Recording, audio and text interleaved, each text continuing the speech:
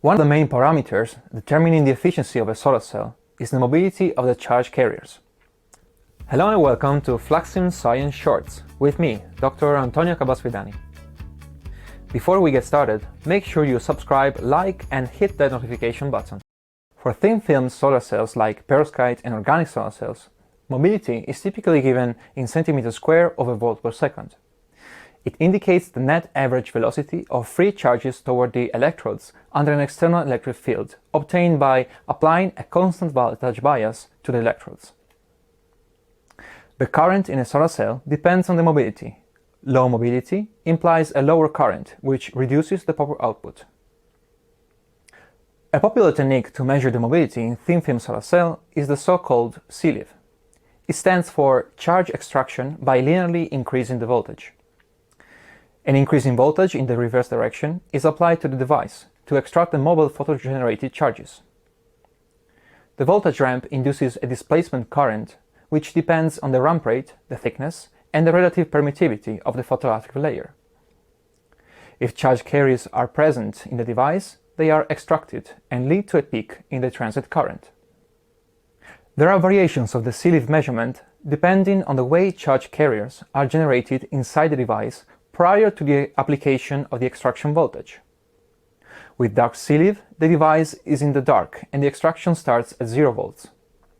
From this measurement, you can estimate the relative dielectric permittivity from the displacement current and the doping density by integrating the current. With the injection CLIV, the charges are injected with the application of a positive voltage to the device prior to the extraction.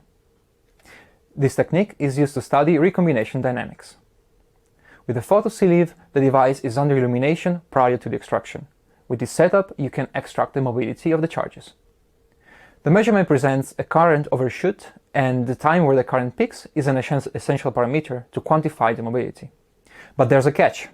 Photo CLIV measures only the faster collected charge, so it cannot distinguish between the mobility of electrons or holes. To circumvent this issue, Petrovich et al. Modified the structure of a perovskite solar cell to selectively collect only one type of carrier by adding a blocking layer at the collecting electrode. In this way, carrying out photo CLIV measurements at increasing light intensity, they determined that holes have a lower mobility compared to electrons. Another issue affecting transient measurements like photo CLIV is the RC effect. This is an effect superimposed on the device current and can significantly disturb transient experiments.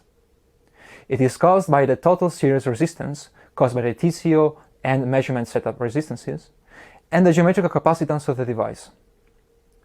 Looking at a representative photo CLIV measurement, you can see the difference before and after RC correction.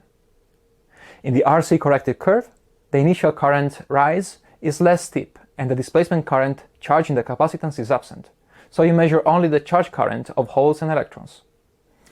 Neukomm et al. Demonstrated the impact of a high series resistance on mobility quantification. The higher the series resistance, the greater the underestimation of the mobility. For accurate mobility determination, it is advisable to minimize the RC effect. A small area device has a smaller device capacitance, while metallization and thickness increase of the transparent conductive oxide reduce the series resistance. So how do you perform the measurement?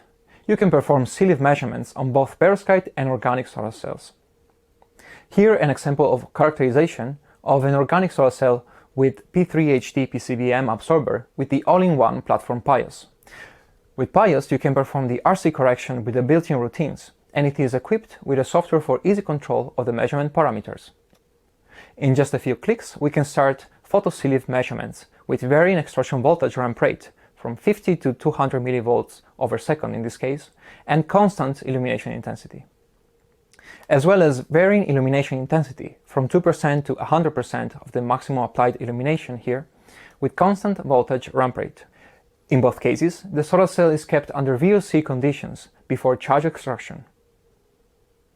The two photo CLIV measurements show a similar behavior, with an initial current peak that slowly decreases over time. The area under the peak increases with the ramp rate and with the light intensity, which indicates an increase in the amount of extracted charges. With a post-processing feature embedded in the software, we can quantify and confirm the upward trend of charge extraction for both measurements. The mobility has a different trend between the measurements. With increasing ramp rate, the mobility varies minimally, while with light intensity, it decreases. This is unexpected, and possibly due to the analytical formula which assumes uniform charge carry distribution and no RC effect. However, the median value is in the order of 10 to the minus 5 centimeters square of a volt per second for both measurements. In this episode of Fluxen Science Shorts, we have just scratched the surface of SILIF measurements. In fact, it is also possible to investigate the recombination dynamics by combining the variation of light intensity and the delay time for the charge collection. If you want to know more about SILIF, you can check our website with real case studies. Thanks for watching, and if you have any questions, leave them in the comment section below.